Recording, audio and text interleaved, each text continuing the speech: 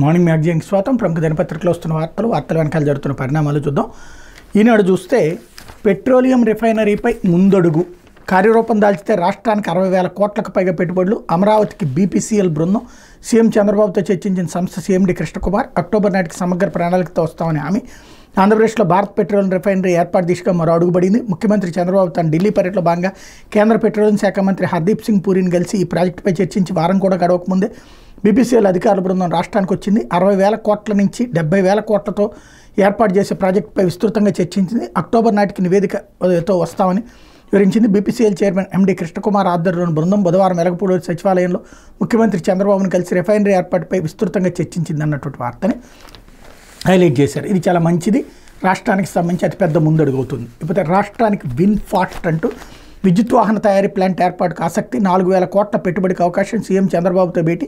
ఏపీకి వస్తే భూమి సౌకర్యాల కల్పనకు సిద్ధమన్న సీఎం అంటూ విద్యుత్ వాహనాల ఈవీ తయారీ సంస్థ విన్ఫాస్ట్ రాష్ట్రంలో యూనిట్ ఏర్పాటుకు ఆసక్తి చూపిస్తోంది. 4,000 కోట్ల పెట్టుబడితో ప్లాంట్ పెట్టేందుకు ఉన్న అవకాశాలను పరిశీలిస్తోంది. రాయలసీమలో పరిశ్రమ ఏర్పాటు చేస్తే అవసరమైన భూమిని కేటాయించేందుకు ముఖ్యమంత్రి చంద్రబాబు సంసిద్ధత వెలిబుచ్చారు.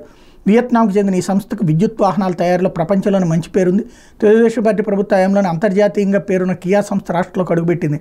అనంతపురం జిల్లాలో వాహన తయారీ యూనిట్ ఏర్పడింది. దీంతో జిల్లా రూపురేఖలే మారిపోయినాయి. ఇప్పుడు ఈ విద్యుత్ వాహన బ్యాటరీ తయారీ పరిశ్రమ కూడా వస్తే బాగుంటుంది అన్నటువంటి వార్త చాలా మంచి వార్త. ఇది రావాలని కూడా కోరుకుందాం. అలాగే తిరుమల తిరుపతి దేవస్థానం మాజీ ఈవో ధర్మారెడ్డి పైన విజిలెన్స్ విచారణ.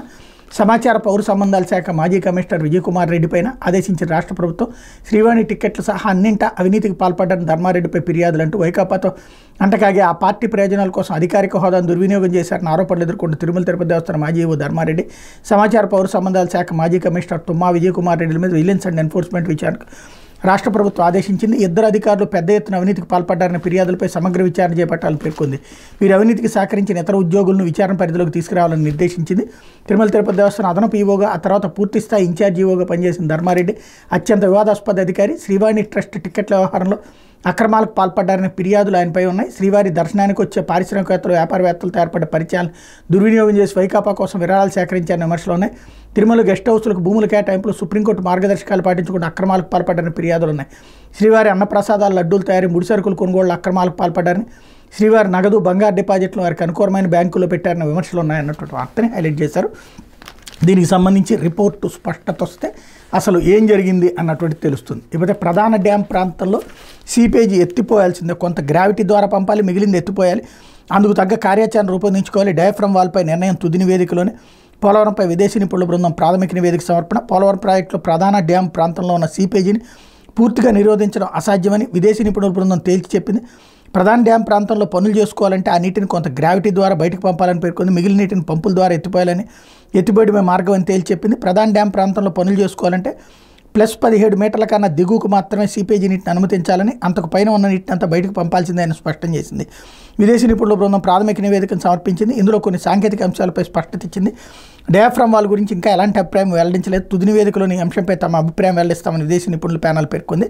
డ్యాముల భద్రత, నిర్మాణం, జియో టెక్నికల్ అంశాల్లో విశేష అనుభవం ఉన్న డేవిడ్ బి పాల్ బృందం చేసినటువంటి సూచనలు ఏంటన్నది ఇక తేలాల్సి ఉంది. అయితే విద్యాలయాల్లో గంజాయి ఆనవాళ్లు లేకుండా చేస్తాం. లోకేష్. ఇడుపులపై IIITలో గంజాయి దొరికిన ఘటనపై విచారణకు ఆదేశం. క్యాంపస్ సమస్యలపై తల్లిదండ్రులు ఫిర్యాదు అంటూ విద్యాలయాల్లో గంజాయి ఆనవాళ్లు లేకుండా చేస్తామని విద్యాశాఖ మంత్రి లోకేష్ హామీ ఇచ్చారు. వైఎస్ఆర్ జిల్లా ఇడుపులపై IIITలో 2 ఇంజనీరింగ్ విద్యార్థులు అది గంజాయి దొరికిన ఘటన మీద మంత్రి ఆగ్రహం వ్యక్తం చేశారు. సమగ్ర విచారణ చేపట్టి బాధ్యులపై కఠిన చర్యలు తీసుకోవాల్సిందిగా ఉన్నతాధికారులను ఆదేశించారు. గంజాయి డ్రగ్స్ రక్కసని రాష్ట్రం నుంచి తరిమి కొట్టడమే ప్రభుత్వ లక్ష్యాన్ని స్పష్టం చేశారు. ఇడుపులపై IIIT క్యాంపస్లో నెలకొన్న సమస్యలు, విచ్చలవిడిగా గంజాయి లభ్యమవడం మీద విద్యార్థుల తల్లిదండ్రులు బుధవారం ఉండవల్లిలో మంత్రి లోకేష్ను కలిసిన సందర్భంగా ఈ ఆదేశాలు ఇచ్చారన్నటువంటి వార్తని హైలైట్ చేశారు. అయితే విడాకులు తీసుకున్న ముస్లిం మహిళలు భరణానికి అర్హులే. సిఆర్పిసిలోని సెక్షన్ 125 వీరికి వర్తిస్తుంది. ఇది లౌకిక నిబంధన. దీనికి మతంతో సంబంధం లేదు. 1986 నాటి ముస్లిం మహిళల చట్టం ఎందుకు అడ్డురాదు. భరణాన్ని దానంగా చూడకూడదు, అది స్త్రీల హక్కు. సుప్రీంకోర్టు కీలక తీర్పు. విడాకులు తీసుకున్న ముస్లిం మహిళ నేర శిక్షా స్మృతిలోని సెక్షన్ 125 ప్రకారం భర్త నుంచి భరణం కోరొచ్చని సుప్రీంకోర్టు బుధవారం కీలక తీర్పు వెలువరించింది. ఇందుకు 1986 నాటి ముస్లిం మహిళల విడాకులపై హక్కుల చట్టం అడ్డురాదని స్పష్టం చేసింది. వివాహమైన మహిళలందరికీ సిఆర్పిసిలోని సెక్షన్ 125 వర్తిస్తుందని, అది లౌకిక నిబంధన అని తేల్చి చెప్పింది. ముస్లిం మహిళలు ఇందుకు మినహాయింపు కాదని పేర్కొంది. అంతేకాదు భరణాన్ని దానంగా చూడకూడదని అది మహిళల హక్కు అని తెలిపింది. తన భార్యకు భరణం చెల్లించాలంటూ కుటుంబ కోర్టు జారీ చేసిన ఆదేశాల్లో జోక్యం చేసుకోవడానికి తెలంగాణ హైకోర్టు నిరాకరించడానికి సవాల్ చేస్తూ మహమ్మద్ అబ్దుల్ సమద్ వేసిన పిటిషన్ను కొట్టివేస్తూ న్యాయమూర్తులు justice B V Nagarathna, justice Augustine George మనీ ధర్మాసనం బుధవారం 99 పేజీల తీర్పును వెలువరించింది. ముస్లిం చట్టం కింద వివాహం చేసుకున్న లేదా విడాకులు తీసుకున్న మహిళలకు సిఆర్పిసిలోని సెక్షన్ 125, ముస్లిం మహిళల చట్టం 1986 వర్తిస్తాయి. విడాకులు తీసుకున్న ముస్లిం మహిళ ఈ రెండు చట్టాల ద్వారా లేదా ఏదో ఒక చట్టం ద్వారానైనా ఉపశమనం పొందొచ్చు. ఎందుకంటే 1986 చట్టం సెక్షన్ 125ని అడ్డుకునేది కాదని ధర్మాసనం పేర్కొంది. ఈ సందర్భంగా కొన్ని కీలక వ్యాఖ్యలు చేసిన సిఆర్పిసిలోని సెక్షన్ 125ని విడాకులు తీసుకున్నటువంటి ముస్లిం మహిళలకు వర్తింపజేయకపోతే అది రాజ్యాంగంలోని అధికారం 15(1) ఉల్లంఘన కిందకే వస్తుంది. కులం, మతం, లింగం, ప్రాంతం, పుట్టిన ప్రాంతం ఆధారంగా ఏ పౌరుడిపైన వివక్ష చూపకూడదని ఈ అధికారం చెప్తోంది. ముస్లిం మహిళలు తక్షణం ట్రిపుల్ తలాక్ లాంటి అక్రమ పద్ధతుల్లో విడాకులు తీసుకున్న సెక్షన్ 125 కింద భరణం కోరే హక్కు ఉంటుంది. భరణాన్ని దానంగా చూడకూడదు, అది లింగ సమానత్వానికి దోహదం చేసే అంశం అని తీర్పులో సుప్రీంకోర్టు స్పష్టం చేసింది. ఈ కేసుపై justice B V Nagarathna, justice Augustine George Masih వేర్వేరుగా తీర్పులు రాశారు. అయితే ఒకే అభిప్రాయాన్ని వెల్లడించారు. భారతీయ మహిళలకు ఆర్థిక సాధికారతను ఇవ్వాల్సిన అవసరం గురించి తీర్పులో జస్టిస్ బివి నాగరత్న చెప్పారు. స్వతంత్ర ఆర్థిక వనరులు లేని భార్య మానసికంగానే కాకుండా ఆర్థికంగానే తమపై ఆధారపడుతుందన్న వాస్తవాన్ని కొందరు భర్తలు గ్రహించరు. ఓ గృహిణిగా మహిళ ప్రేమ, ఆప్యాయత తప్ప మరే ప్రతిఫలాన్ని ఆశించకుండా కుటుంబం కోసం పనిచేస్తుంది. భర్త తన కుటుంబం నుంచి కాస్త గౌరవాన్ని, భరోసాని మాత్రమే కోరుకుంటుంది. ఆ మాత్రం కూడా చాలా కుటుంబాల్లో మహిళలకు లభించడం లేదు. భార్యకు ఆర్థిక సాధికారత కల్పించాలి. ఇంటి ఖర్చులకే కాదు వ్యక్తిగత ఖర్చులకు ఆర్థిక వనరులు అందించాలి. కనీసం ఉమ్మడి బ్యాంక్ ఖాతా లేదా ఏటీఎం కార్డును ఆమెకు అందుబాటులో ఉంచాలని పేర్కొన్నారు. కేసు నేపథ్యం ఏంటంటే తనకు విడాకులు ఇచ్చిన మాజీ భర్త అబ్దుల్ సమద్ నుంచి సిఆర్పి సెక్షన్ 125 కింద భరణం ఇప్పించాల్సిన కోరుతూ తెలంగాణకు చెందిన ముస్లిం మహిళ కోర్టును ఆశ్రయించారు. ఆమెకు నెలకు 20,000 చెల్లించాలని కుటుంబ న్యాయస్థానం మధ్యంతర ఉత్తర్వులు జారీ చేసింది. 1986 చట్టం ప్రకారం 2017లో విడాకులు తీసుకున్న తర్వాత తనకు సిఆర్పిసి సెక్షన్ 125 కింద భరణం చెల్లించాలని ఆదేశించడం చట్టవిరుద్ధం అంటూ సమద్ ఆ ఉత్తర్వులను తెలంగాణ హైకోర్టు సవాల్ చేశారు. ఇందులో జోక్యం చేసుకోవడానికి హైకోర్టు నిరాకరించింది. అయితే భరణం మొత్తాన్ని 10,000కు తగ్గించింది. కేసు విచారణ 6 నెలల్లో పూర్తి చేయాలని కుటుంబ కోర్టును ఆదేశిస్తూ 2023 డిసెంబర్ 11 ఉత్తర్వులు వెలువరించింది. వీటిని సవాల్ చేస్తూ సమద్ దాఖలు చేసిన అప్పీల్ ఇప్పుడు సుప్రీంకోర్టు కొట్టేసింది అన్నటువంటి వార్తని ప్రధానంగా హైలైట్ చేశారు. షాబానో కేసును గుర్తుకు తెచ్చిన తీర్పు ఇది. నిన్ననే మనం వీడియో కూడా చేసుకున్నాం దీని మీద. రాహుల్ ఏం చేస్తారన్నట్టు. ఇకపోతే లాఠీలు అరువే అంటూ 5 ఏళ్లలో పోలీసులకు ₹1 వెదల్చిన జగన్, బుల్లెట్లు, లాఠీల కొనుగోలు గతి లేని పరిస్థితి. ఎన్నికల వేళ తెలంగాణ నుంచి సామగ్రిని తెచ్చుకుని ఆయన రాష్ట్రం పరువు తీసిన వైకాపా ప్రభుత్వం అంటే జగన్ ప్రభుత్వం అరాచక పాలనలో పోలీస్ శాఖ దుర్భర పరిస్థితులను చవిచూసింది. ఆయుధాలు, వాటి కోసం వినియోగించే సామాగ్రిని పొరుగు రాష్ట్రాన్ని అడుక్కుని తెచ్చుకోవాల్సిన దుస్థితి దాపరించింది. వైకాపా 5 ఏళ్ల పాలనలో పోలీసులకి అత్యంత అవసరమైన ఆయుధాలు, అనుబంధ పరికరాల ఎమ్యునిషన్ను కొనుగోలు చేయలేదు. వాటి కోసం నిధులు ఇవ్వాలని సంబంధిత విభాగాల అధికారులు పదే విన్నవించుకున్న ప్రభుత్వం పట్టించుకోలేదు. కీలకమైన సార్వత్రిక ఎన్నికల వేళ అత్యవసర పరిస్థితుల ఆయుధాలు, ఇతర సామాగ్రి, పరికరాల కోసం ఏపీ పోలీస్ శాఖ తెలంగాణ పోలీసు విభాగాన్ని ఆశ్రయించాల్సి వచ్చింది. తాత్కాలిక ప్రాతిపదికన కొంత సామాగ్రిని వారించి అరువు తెచ్చుకోవాల్సి వచ్చింది. ఒకప్పుడు పొరుగు రాష్ట్రాలకు అండగా నిలిచిన రాష్ట్ర పోలీస్ శాఖను జగన్ దయనీయ స్థితిలోకి నెట్టేశారన్నటువంటి వార్తని హైలైట్ చేశారు. ఇది కేవలం కుకింగ్ స్టోరీ తప్పించి మరేం లేదు. ఎందుకంటే ప్రతిసారి ఇప్పుడు తెలంగాణలో ఎలక్షన్స్, అసెంబ్లీ ఎలక్షన్స్ ముందే అయిపోయినాయి. పార్లమెంట్ ఎలక్షన్స్ మాత్రమే ఉన్నాయి. ఆంధ్రప్రదేశ్లో అసెంబ్లీ ఎలక్షన్స్, పార్లమెంట్ కలిపి ఉన్నాయి కాబట్టి అడుగుతారు. అలాగే అంతకుముందు అసెంబ్లీ ఎలక్షన్స్ అప్పుడు తెలంగాణ కూడా ఇక్కడి నుంచి తీసుకుపోయింది కొన్ని సామాన్లు. ఈ సహజ సిద్ధంగా జరిగేది దాన్ని కొంచెం ఎమోషన్ని యాడ్ చేసి పెట్టారు. అంతకుమించి మరేం లేదు. నడుస్తూ ఉంటాయి ఇవన్నీ కూడా. రాష్ట్రంలో ప్రజలకి ఒక రకమైనటువంటి ఒక సైకలాజికల్ ఫీలింగ్ కల్పించేటటువంటి యాక్టివిటీ కాబట్టి నడుస్తూ ఉంటుంది. లేకపోతే సాక్షి రాగానే మింగేశారు అంటూ ఇసుక బకాసురులు 70కి పైగా స్టాక్ యార్డులో 40 లక్షల టన్నులు మాయం. వర్షాకాలంలో కొరత లేకుండా 80 లక్షల టన్నులు నిల్వ చేసిన గత ప్రభుత్వం 5 వారాల్లోనే సగానికి పైగా విక్రయించేసిన పచ్చముఠాలు, ట్రక్కులు, ట్రాక్టర్లు నింపి భారీగా వసూలు, సామాన్యుల పేర్లతో బయట ప్రాంతాలకు తరలింపు, కొత్త పథకం రాకముందే తాత్కాలికంలోనే భారీగా లూటీ అంటూ రాష్ట్ర అధికార కూటమి నేతలు ఇసుకను భోంచేస్తున్నారు. అది మామూలు భోజనం కాదు, ఇసుక భోజనం. ఇసుకను ఎలా తింటారు, దాన్ని ఎలా అరిగించుకుంటారని ఆశ్చర్యపోకుండా ఏకంగా 40 లక్షల టన్నులు ఇసుకను అరిగించారు. ఇసుకను భోంచేయడం అంటే ఎక్కడికక్కడ డిమాండ్ని బట్టి అడ్డంగా అమ్మేసుకోవడం అన్నమాట. ఆ డబ్బులతో వారి సొంత ఖజానా నింపుకున్నారు. వర్షాకాలంలో ఇసుక కొరత తలెత్తకుండా గత వైఎస్ఆర్సీ ప్రభుత్వం 170 స్టాక్ యార్డులో 80 లక్షల టన్నుల ఇసుకను నిల్వ చేసింది. అధికారంలోకి వచ్చిన 5 వారాల్లోనే టీడీపీ నేతలు దాదాపు 40 లక్షల టన్నుల ఇసుకను మింగేశారు. జూన్ 4వ తేదీన ఎన్నికల ఫలితాలు వెల్లడైన వెంటనే ఎక్కడికక్కడ టీడీపీ నేతలు ఇసుక నిల్వలపై పడ్డారు. స్టాక్ యార్డుల వద్దకు వెళ్ళి ఇసుక కాంట్రాక్ట్ సంస్థల సిబ్బందిని బెదిరించి తరిమేశారు. ఇసుక కాంట్రాక్ట్ సంస్థలైన జేసీకేసీ, ప్రతిమ ఇన్ఫ్రా ప్రతినిధులను వెళ్ళగొట్టి అప్పటికప్పుడు స్టాక్ యార్డులను స్వాధీనం చేసుకున్నారు. టీడీపీ నేతలు ఆ నిల్వలపై పడి ఇసుకను రాత్రింబావులు తరలించేశారన్నట్టు వార్తని హైలైట్ చేశారు. లేకపోతే కేజ్రీవాల్కి ప్రత్యక్ష ప్రమేయం ఉంది. ఢిల్లీ మద్యం కేసులో ఈడీ ఛార్జ్షీట్. మద్యం కుంభకోణం కేసులో 100 కోట్ల ముడుపుల ఉదంతంలో ఢిల్లీ సీఎం అరవింద్ కేజ్రీవాల్ ప్రత్యక్ష పాత్ర పోషించారు ఎన్ఫోర్స్మెంట్ డైరెక్టరేట్ అనుబంధ ఛార్జ్షీట్లో పేర్కొంది. దర్యాప్తు సంస్థను తప్పుదోవ పట్టించేందుకు కేజ్రీవాల్ ప్రయత్నించారంటూ ఆయన పేరుని 37వ నిందితుడిగా చేర్చింది. ఆమ్ ఆద్మీ పార్టీ పేరుని 38వ నిందితుడి కింద నమోదు చేసింది. ఈ ఛార్జ్షీట్ పరిశీలనకు స్వీకరించిన ఢిల్లీ కోర్టు కేజ్రీవాల్ను 12వ తమ ముందు హాజరుపరచాలని ఆదేశించింది. అయితే విశాఖ స్టీల్ అమ్మేద్దాం అంటూ ప్రైవేటీకరణ అనివార్యం అంటూ ఆంగ్ల మీడియా టీడీపీ లీకులు, అమ్మకాన్ని అడ్డుకుంటామని ఎన్నికల ముందు ప్రగల్భాలు, అధికారంలోకి వచ్చాక అమ్మకానికి మద్దతుగా వ్యాఖ్యలు, ఒంటరిగా పోటీ చేస్తుంటే విశాఖ ఉక్కును కాపాడేవాళ్ళం, కూటమి ప్రభుత్వం కాబట్టి ఇప్పుడు ఇబ్బందులు ఉన్నాయి. విశాఖ ఎంపీ భరత్, ఏటా భారీ నష్టాలు, ప్రైవేటీకరణ తప్పదు కేంద్ర మంత్రి శ్రీనివాస్ వర్మ, గతంలో ప్రజాప్రతినిధులు లేకపోవడంతో అడ్డుకోలేకపోతున్నానన్న పవన్ కళ్యాణ్, ఇప్పుడు ఉప ముఖ్యమంత్రిగా ఉన్న నోరు విప్పని వైనం, ఇప్పటికే ఆస్తుల విక్రయానికి టెండర్లు ఆహ్వానించిన ఆర్ఐఎన్ఎల్, అధికారంలో ఉన్నప్పుడు ప్రైవేటీకరణ కాకుండా అడ్డుకున్న వైఎస్ఆర్సీపీ అన్నటువంటి వార్తను హైలైట్ చేశారు. ఇది కుకింగ్ స్టోరీ, పెద్ద అబ్బూ స్టోరీ అనమాట, అంతకు మించేం లేదు. అక్కడ జరుగుతున్నది ఒకటి, జనాలకి తప్పుదోవ పట్టిస్తున్నది ఒకటి.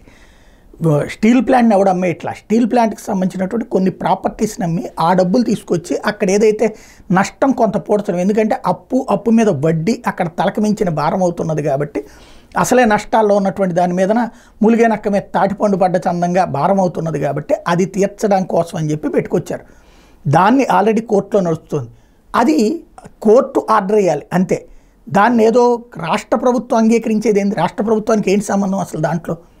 దాంట్లో ప్రైవేటీకరణ చేయాలి. రాష్ట్ర ప్రభుత్వానికి ఏమైనా చేయగలిగితే మేము కొనుక్కుంటాం ఇవ్వండి అని అడగగలిగితే తప్పించి మిగతాది ఏమీ చేయడానికి ఏం లేదు. అది జగన్ ప్రభుత్వమైనా చంద్రబాబు ప్రభుత్వమైనా. కాకపోతే రాజకీయాల కోసం ఎవరికి వాళ్ళు తప్పుదోవ పట్టించేటటువంటి ప్రయత్నం ఆనాడు తెలుగుదేశం చేస్తే ఇవాళ వైఎస్ఆర్ కాంగ్రెస్ పార్టీ పత్రికలు చేస్తున్నాయి, అంతకు మించి ఏమీ లేదు. లేకపోతే ముస్లిం మహిళలు భరణానికి అర్హులే అంటూ సుప్రీంకోర్టు కీలక తీర్పుని హైలైట్ చేశారు. వైద్య శాఖలో నియామకాలకు బ్రేక్ అన్నటువంటి మరొక వార్తని హైలైట్ చేశారు. నియామకాలను నిలిపేయని అధికారులకు మౌఖిక ఆదేశాలు. 3000కు పైగా పారామెడికల్ ఇతర పోస్టుల భర్తీ లేనట్టే. ఇప్పటికే 313 మంది నర్సులకు ఇచ్చిన పోస్టింగ్ ఉత్తర్వులకు బ్రేక్. గత ప్రభుత్వం అమలు చేసిన 0 వేకెన్సీ విధానానికి స్వస్తి. కొత్త బోధన ఆసుపత్రుల్లో నర్సుల కొరత, వైద్య సేవలపై ప్రభావం, కూటమి ప్రభుత్వం చర్యలపై ఆందోళన వ్యక్తం చేస్తున్న నిరుద్యోగులు అన్నటువంటి వార్తని హైలైట్ చేశారు.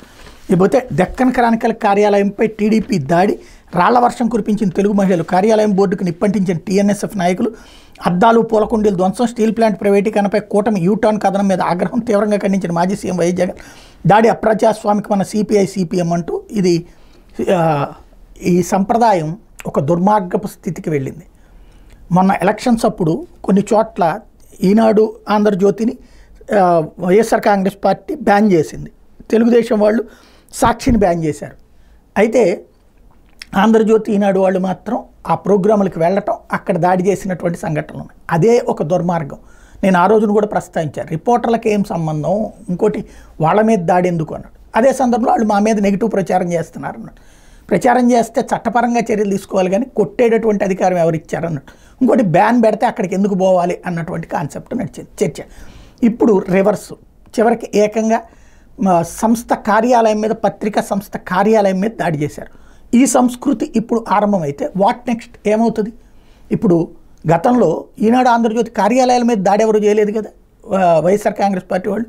ఇక్కడే తెలుగుదేశం అనుకూల పత్రికలకు సంబంధించినటువంటి కార్యాలయాలన్నింటిలో కూడా ఎవరి కార్యకలాపాలు వాళ్ళే చేసుకున్నారు కదా. ఎంత వ్యతిరేకంగా వార్తలు రాసినా దాడులు చేయలేదు కదా.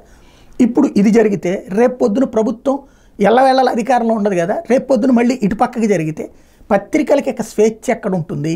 నీకు పత్రికలో తప్పు వచ్చిందంటే చట్టపరంగా వెళ్ళచ్చు, క్షమాపణ అడగచ్చు, లేదంటే కనుక సవరణ అడగచ్చు, లేదా చట్టపరంగా వెళ్ళేటటువంటి అధికారం ఉంటుంది. కానీ దాడులు చేసే సంస్కృతి ఏ మేరకు సబబు అన్నటువంటిది ఆత్మవిమర్శ చేసుకోవాలి. దీని మీద నారా లోకేష్ స్పందించారు, ఇట్లాంటిది మంచిది కాదంటూ ఖండించారు.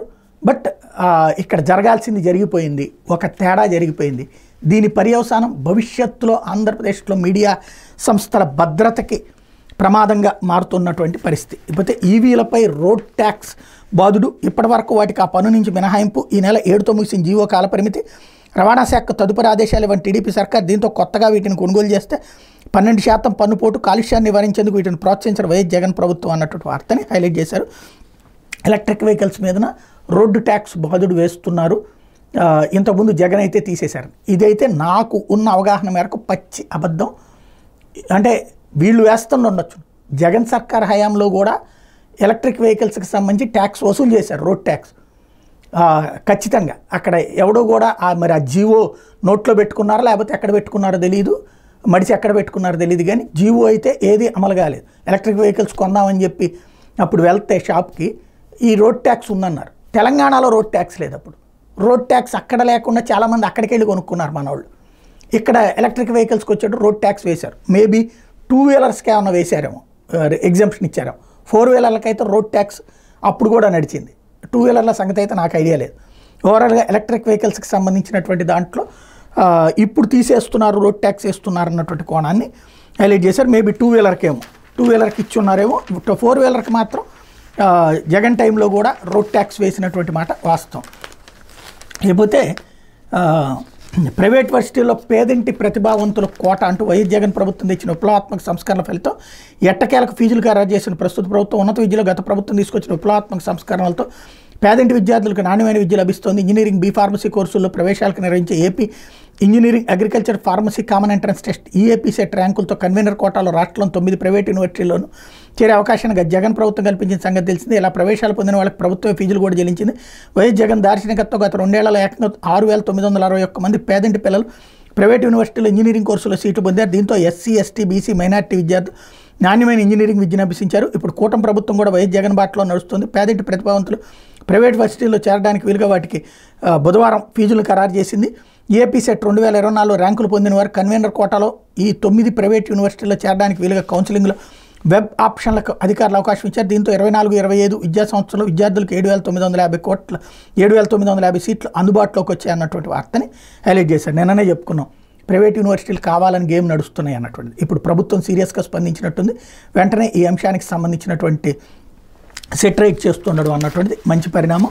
ఈ విషయంలో లోకేష్ని అభినందించారు. ఇకపోతే ఆంధ్రజ్యోతి ముస్లిం మహిళలు భరణానికి అర్హులే అన్నటువంటి వార్తను హైలైట్ చేస్తే, మరోవైపు రాష్ట్రంలో భారీ రిఫైనరీ అన్నటువంటిది, అట్లాగే ఐఎన్పిఆర్ కమిషనర్ విజయ్ కుమార్ రెడ్డిపై విజిలెన్స్ విచారణ. ఇకపోతే అలా వచ్చి ఇలా వాలిపోతున్నారు, ఇది కొత్త వార్త. మిగతా అన్నింటిలోనూ వచ్చినటువంటిదే. అయితే వార్త నాకు ఈ పత్రిక రాసేది ఈ పత్రికదే. మంత్రుల పేషీల్లోకి వైసీపీ వీరభక్తులు, పిఎస్లు, ఓఎస్డీలుగా కీలక శాఖల్లో పాగా గనుల దొంగకు ఏకంగా పట్టాభిషేకం. మైనింగ్ మంత్రి ఓఎస్డీగా రాజాబాబు నియామకానికి కదులుతున్న పావులు. గనుల శాఖలో పనులు చక్కబెట్టేందుకు తెరవెన కాకినాడకి చెందిన నేత చక్రం. ఈ విషయం తెలిసి అప్రమత్తమైన ప్రభుత్వం ఆ నేత వ్యవహారంపై మొదలైన విచారణ. రామతీర్థం ఘటనలో బాబును అరెస్ట్ చేసిన అనిల్, హోంమంత్రి అనిత పేషీలో ఓఎస్డీగా చేరిన వైను.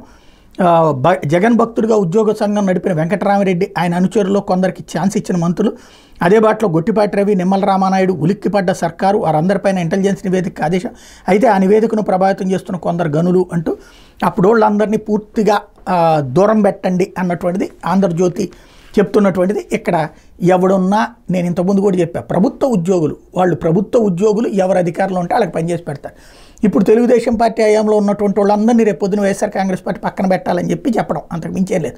చివరికి ఇదొక విభజన రేఖ పత్రికలు తయారు చేస్తున్నటువంటి దౌర్భాగ్యకరమైనటువంటి అంశం. లేకపోతే ఇప్పుడు అన్యాయమే, ఇంజనీరింగ్ కాలేజీల ఆవేదన. వైసీపీ హయాంలో కమిషన్ ఇచ్చిన సిఫార్సులకే బాబు మొగ్గు.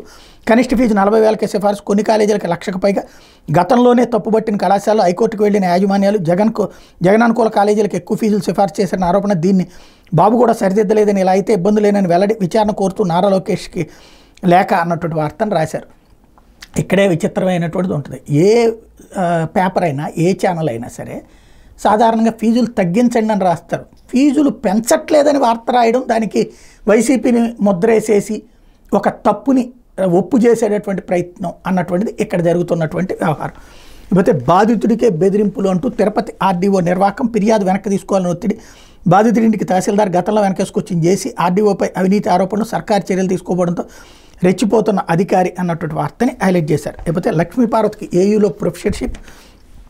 తెలుగు పరిశోధకులకు గైడ్గా నియామకం. 3 ఏళ్ల నాడే ఉత్తర్వులు ఆలస్యంగా వెలుగులోకి. ఆమె అమరావతిలో, విద్యార్థులు విశాఖలో. ఇది మాజీ VC Prasad Reddy Bhagavatam. TDR hub కేంద్రంగా అడ్డగోలు వ్యవహారాలు అన్నటువంటి వార్తని హైలైట్ చేశారు. లేకపోతే కాపర్ డ్యాముల వద్ద ఎక్కువ బోర్వెల్స్ తవ్వద్దన్నటువంటి వార్తని హైలైట్ చేశారు. మరోవైపు KTR and versus Satyakumar. Kethireddy YCP ఓటంపై కేటీఆర్ ఆశ్చర్యం. మీరు ధరణలో కేతిరెడ్డి గుడ్ మార్నింగ్లో దోచుకున్నారు, మంత్రి సత్య కౌంటర్ అన్నటువంటి వార్తని ఇక్కడ ప్రధానంగా హైలైట్ చేశారు. లేకపోతే టికెట్ ధరల పెంపుపై తేలుస్తాం, కల్కిపై దాఖలైన వ్యాజ్యంలో హైకోర్టు స్పష్టీకరణ, టికెట్ ధరలు పెంచే అధికారం రాష్ట్ర ప్రభుత్వానికి ఉందా లేదనే విషయాన్ని తెలుస్తామని హైకోర్టు ధర్మాసనం తెలిపింది. టికెట్ ధర నిర్ణయాధికారం లైసెన్సింగ్ అథారిటీదేనని సింగిల్ జడ్జి మధ్యంతర ఉత్తర్వులు ఇచ్చారని గుర్తు చేసింది. ఆ వ్యాజ్యాన్ని కూడా ప్రస్తుత పిలికే జడ్జి చేస్తామని, వ్యవహారంపై లోతైన విచారణ జరుపుతామని స్పష్టం చేసింది. కౌంటర్ దాఖలకు మరింత గడువిస్తూ విచారణ వాయిదా వేసింది. ఈ మేరకు హైకోర్టు ప్రధాన న్యాయమూర్తి జస్టిస్ ధీరజ్ సింగ్ ఠాకూర్, జస్టిస్ ఎన్జై సూర్యలతో కూడిన ధర్మాసనం బుధవారం ఉత్తర్వులు ఇచ్చింది. ప్రభాస్ నటించిన కల్కి 2898 AD సినిమా టికెట్ ధరలను మొదటి 14 రోజులు పెంచుకునేందుకు అనుమతిస్తూ రాష్ట్ర ప్రభుత్వం జారీ చేసిన మెమోను సవాల్ చేసి దాఖలైన పిలుపైన హైకోర్టు స్పందించింది. వ్యవహారంపై పూర్తి వివరాలతో కౌంటర్ దాఖలు చేయాలని రాష్ట్ర ప్రభుత్వ ప్రధాన కార్యదర్శి, హోంశాఖ ముఖ్య కార్యదర్శి, చిత్ర నిర్మాత సి అశ్విని దత్కి నోటీసులు జారీ చేసింది అన్నటువంటి వార్తని హైలైట్ చేశారు. ఇందులో కోర్టు చేసేది ఏమీ ఉండదు.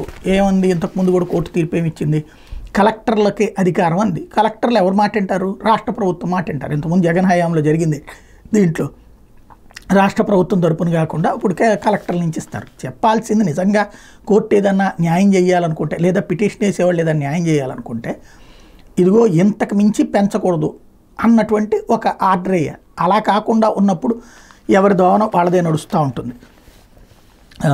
ఇకపోతే డిగ్రీ అస్తవ్యస్తం అంటూ గత వైసీపీ ప్రభుత్వం తీసుకున్న అనాలోచిత నిర్ణయాన్ని ఈ సర్కార్ అమలు చేయడంతో డిగ్రీ అడ్మిషన్లు అస్తవ్యస్తంగా మరి నేటి నుంచి విద్యార్థులు ఆప్షన్లు ఎంపిక చేసుకోవాల్సి ఉండగా బుధవారం రాత్రి వరకు ఎన్ని కాలేజీలకు అఫిలియేషన్లు అనుమతులు వచ్చాయని లెక్కదేలేదు.